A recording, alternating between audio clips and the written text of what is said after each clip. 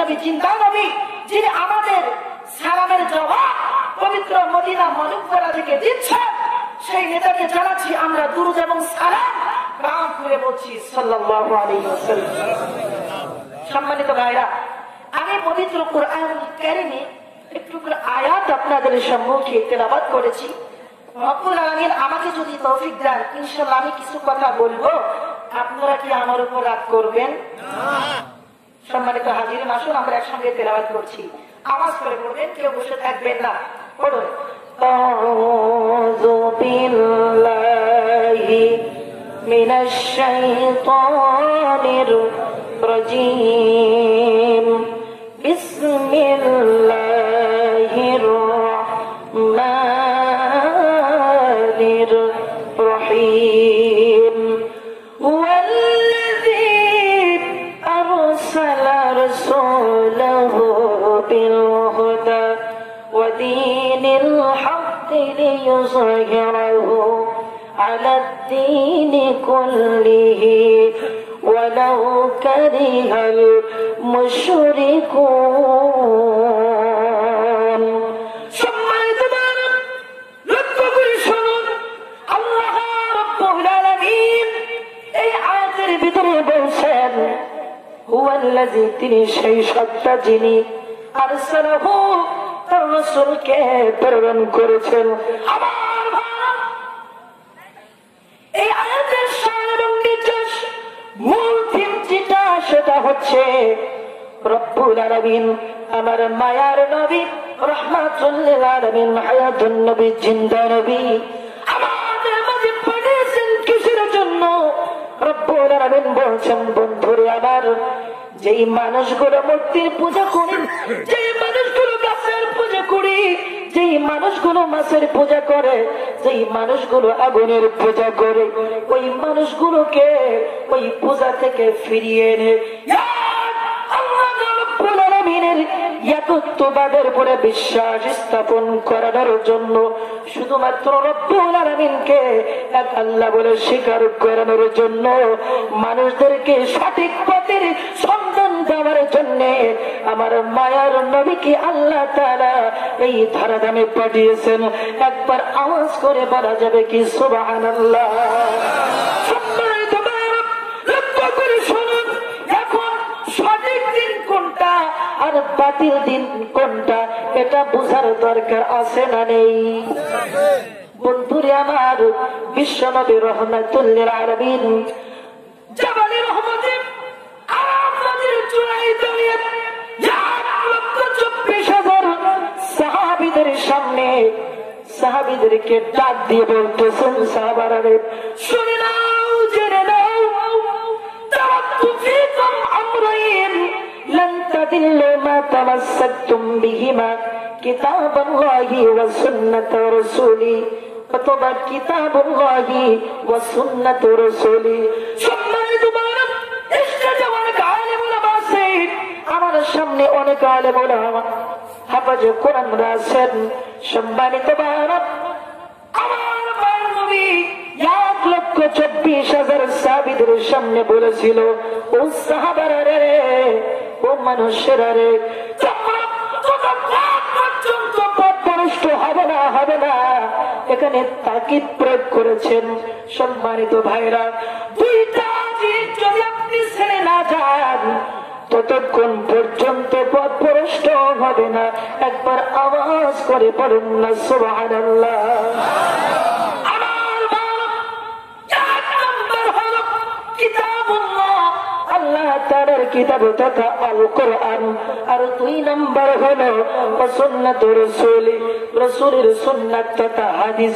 কোরআন এবং হাদিস অনুযায়ী কোন মানুষ যদি তার জীবনকে গড়ে তোলে, পরিবারকে ওইভাবে পরিচালনা করে, সমাজ ও রাষ্ট্রকে যদি ওইভাবে গড়ে তোলে, আমার আল্লাহ তাআলা পবিত্র কুরআনুল কারীমের ভিতরে বলে দিচ্ছেন, বাবারে, আল্লাহ পাক বলছেন এর পরিণতি আখিরাতের চিরন্তন জিন্দেগি আমরণ ওই বান্দার জন্য আল্লাহ তাআলা জান্নাতের সুশীতল ছায়াতলে আশ্রয় দিবেন। একবার আওয়াজ করে বলা যাবে কি সুবহানাল্লাহ? রব্বুল আলামিন বলছেন, এর উল্টা নিজের গড়া ধর্মের উপরে চলে, শয়তানের পদঙ্ক অনুসরণ করে এবং মানুষকে সেইভাবে চালায়, তার পরিবারকে ওইভাবে পরিচালনা করে, রব্বুল আলামিন বলছেন এর অশুভ পরিণতি জাহান্নামের কঠিন আগুনের ভিতরে ওই ব্যক্তিকে নিক্ষেপ করা হবে। একবার আওয়াজ করে বলুন না নাউযুবিল্লাহ। সম্মানিত পবিত্র আরাফার ময়দানে দাঁড়িয়ে বলেছিলেন, আমরা এই নবীজিকে মুহাব্বত কারা কারা করি, আমি তাদের হাত দুইটা একটু দেখতে চাই। হাত নামাবেন না। রাসূলকে যারা অন্তর থেকে মুহাব্বত করেন একবার আওয়াজ করে বলুন না ইয়া রাসূলুল্লাহ। আওয়াজ করে বলতে হবে ইয়া হাবিবাল্লাহ। হাত নামিয়ে ফেলুন।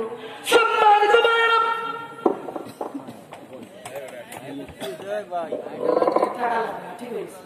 সম্মানিত ভাইরা, এখন যদি শুধু অন্তর দিয়ে আমার মায়ের নবীকে মুহাব্বত করি, কাজে যদি নবীকে মুহাব্বত না করি, নবীজি যেই কাজ আমাদের জন্য বলে গিয়েছেন যদি ওইগুলো না করি, শুধু অন্তরে দাবি করি রাসূলের মুহাব্বত, এই মুহাব্বত নিয়ে কিয়ামতের ময়দানে কি জান্নাতে যাওয়া যাবে?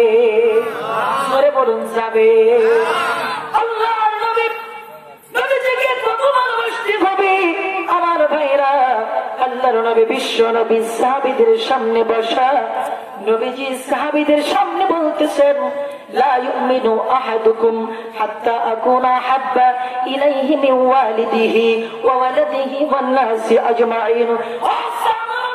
তোমরা ততক্ষণ পর্যন্ত পরিপূর্ণ মুমিন হতে পারবে না যতক্ষণ পর্যন্ত না তোমরা তোমাদের জীবন থেকে, তোমরা তোমাদের ধন-সম্পদ থেকে, তোমরা তোমাদের সন্তান সন্ততি থেকে আমি নবীকে মুহাব্বত না করবে, ততক্ষণ পর্যন্ত তোমরা পরিপূর্ণ মুমিন হতে পারবে না। বিশ্ব নবীজির সামনে হযরত ওমর ফারুক রাদিয়াল্লাহু তাআলা বসা ছিলেন। হযরত ওমর আমার মায়ের নবী রাহমাতুল লিল আলামিনকে ডাক দিয়ে বলতেছেন, ইয়া রাসূলুল্লাহ, ইয়া হাবিবাল্লাহ, মায়ের নবী রাসূল গো, আমি ওমর বলতে চাই, আমি ওমর আপনি নবীকে অনেক ভালোবাসি, আমার সন্তান সন্ততি থেকে, আমার ধন সম্পদ থেকে, আমি সারা পৃথিবীর সব কিছু থেকে নবী গো, আপনি নবীকে আমি ওমর মুহাব্বত করি। কিন্তু আমি ওমর বলতে চাই, আমার জীবনের থেকে আপনাকে মুহাব্বত করি না। আমার মায়ের নবী রাহমাতুল লিল আলামিন হযরত ওমরকে ডাক দিয়ে বলতেছেন, ওমর শুনে নাও, জেনে নাও, তুমি ওমর এখন পর্যন্ত পরিপূর্ণ মুমিন হতে পারো নাই। হযরত ওমর কিছুক্ষণ চিন্তা করে করে করে করে আমার মায়ের নবী রাহমাতুল লিল আলামিনকে ডাক দিয়ে বলতেছেন, নবী গো, মায়ের রাসূল, আমি ওমর এখন বলতে চাই, আমি ওমরের জীবন থেকে আপনি নবীকে বেশি মুহাব্বত করি।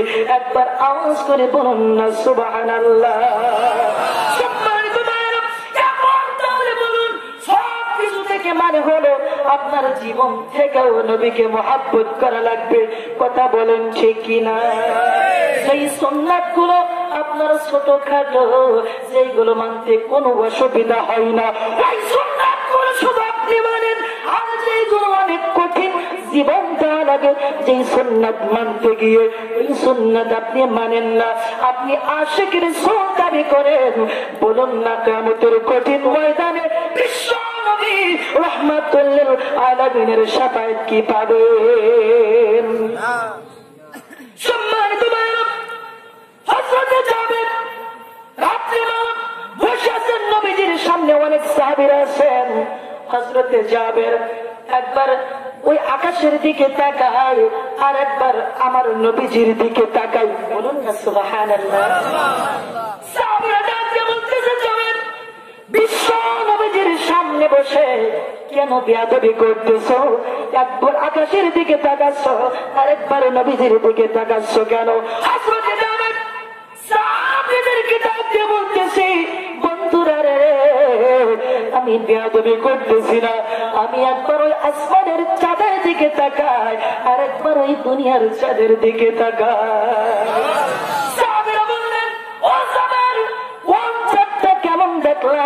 হযরত জাবের ডাক দিয়ে বলে, সাহাবীরা বন্ধুরা রে, শুনে নাও, জেনে নাও, আকাশের চাঁদের ভিতরে কালো দাগ আমি লক্ষ্য করতেছি, কিন্তু দুনিয়ার এই চাঁদের ভিতরে কোনো দাগ দেখা যায় না।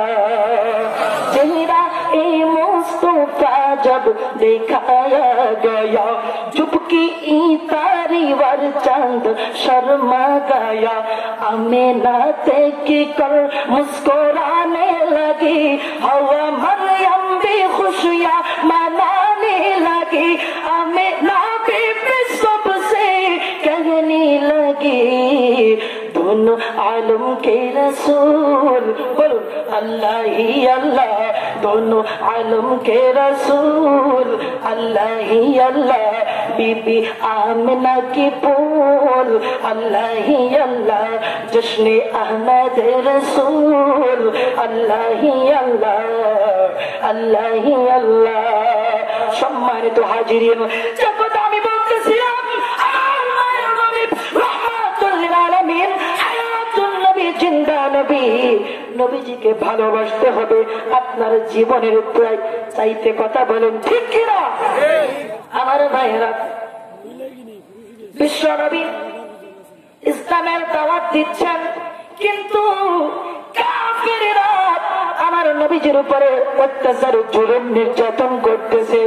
আল্লাহর নবী রাহমাতুল লিল আলামিন আল্লাহ তাআলাকে ডাক দিয়ে বলতেছেন, ওগো মায়ার আল্লাহ, আমি তো ইসলামের দাওয়াত দিচ্ছি, কিন্তু এই মানুষগুলো তো ইসলাম গ্রহণ করতেছে না, উল্টা তারা আমি নবীর উপর অত্যাচার করতেছে। ওগো আল্লাহ, আমি কি করব? রব্বুল আলামিন ডাক দিয়ে বলতেছেন, ইন্নাল্লাযীনা কাফারু সাওয়াউন আলাইহিম আনজারতাহুম আম লাম তুনজিরহুম লা ইউমিনুন।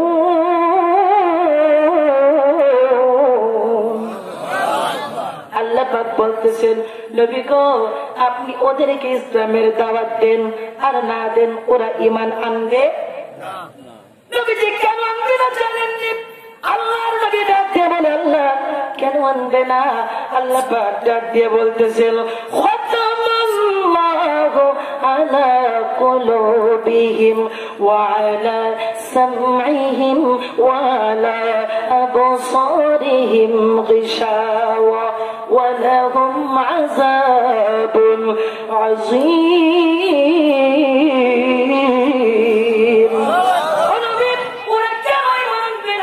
আপনি জানেননি নবী কই কেন আল্লাহ পাক ঈমান আনবে না? আমার আল্লাহ ডাক দিয়ে বলে, নবী গো, আমি আল্লাহ তাআলা ওদের অন্তরে মোহর মেরে দিয়েছি। ওদের কান আছে কিন্তু ওরা ভালো কিছু শুনতে পায় না, ওদের চোখ আছে কিন্তু ওরা ভালো কিছু দেখতে পায় না।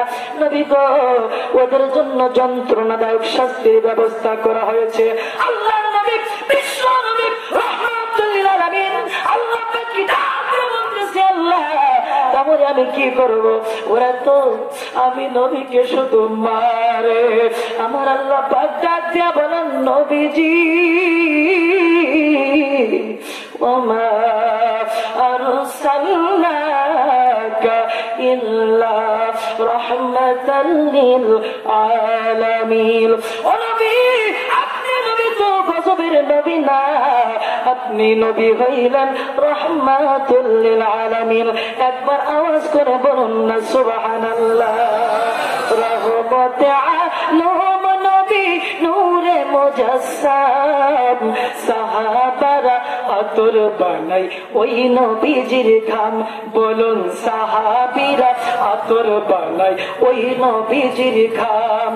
হাই হাই ছিল মানো জানো কেমন আমার নবীজি, যাহার পাগল চন্দ্র সূর্য তারকারাজি। হাই হাই যাহার পাগল চন্দ্র সূর্য তারকারাজি। বাবা আরো শুনবানি সুন্দর কাহিনী, জান্নাত জান্নাতের রুমে রুমে লেখা নবীর নাম। বলুন না সুবহানাল্লাহ। তাহলে আমার নবীর নাম কোন জায়গায় লেখা? জান্নাতের রুমে রুমে। কেন? আমার ভাইরা, আমি কোচিং করতাম কুষ্টিয়া কাটাইখানার মোড়ে। আমি খুলনা থেকে ট্রেনে উঠেছি কুষ্টিয়া যাওয়ার উদ্দেশ্যে। ট্রেনে উঠে দেখি এক যুবক ভাইয়ের হাতে একটা আংটি। হাতে কি? আংটি। ওই আংটির উপরে ইংরেজিতে 26টা অক্ষর আছে। 26টা অক্ষরের একটা অক্ষর লেখা, অক্ষরটার নাম হলো টি। কি লেখা? টি। আমি ওই ভাইকে ডাক দিয়ে বললাম, ভাই রে, আপনার হাতে যে আংটি দেখা যায়, আমি কি আপনাকে একটু প্রশ্ন করতে পারি? বলে হুজুর করুন। আমি বললাম, ভাই রাগ করবেন না তো? বললো, না হুজুর রাগ করবো না। আমি বললাম, ভাই ইংরেজিতে যে 26টা অক্ষর আছে, এর ভিতরে আপনি ঠিকই এত পছন্দ কেন করলেন? আমি একটু জানতে চাই।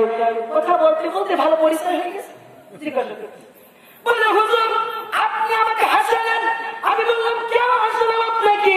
ওই ভাই আমাকে ডাক দিয়ে বলতেছেন, হুজুর আমি নতুন বিয়ে করেছি, আমার বাড়িতে একটা বউ আছে, বাড়ি থেকে আমি অনেক দূরে থাকি। হুজুর আমার যে বাড়িতে বউ আছে, ওই বউয়ের নাম হলো তানিয়া। নাম কি?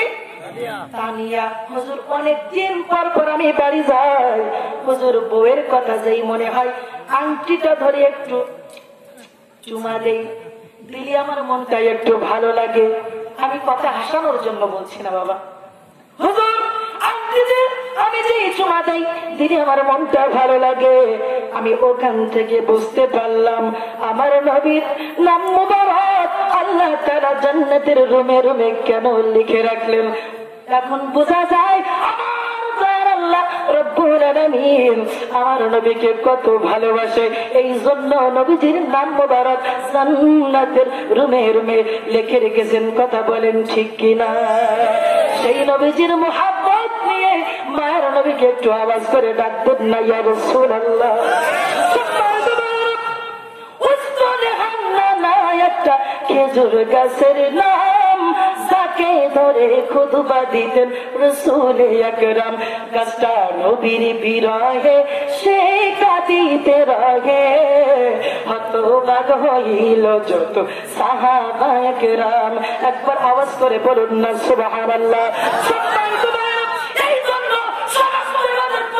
পিছনে রহমাতুল্লিল আলামিনের মুহাব্বতটা থাকতে হবে, তাহলে আপনার ইবাদত বন্দেগী আল্লাহর দরবারে কবুল হবে। নবীর মুহাব্বত আপনার অন্তরে নাই, যদি আপনি নামাজ পড়তে পড়তে পড়তে পড়তে আপনার কপালটা কালো করে ফেলেন, রোজা রাখতে রাখতে যদি আপনি চিকন আলী হইয়েও যান, ইবাদত বন্দেগী করতে করতে আপনার জীবনটাকেও যদি আপনি শেষ করে ফেলেন, কিন্তু অন্তরে নবীজির মুহাব্বত নাই, আচ্ছা বাবা বলুন তো আপনার ওই ইবাদত বন্দেগী আমার আল্লাহ তাআলার দরবারে কি কবুল হবে?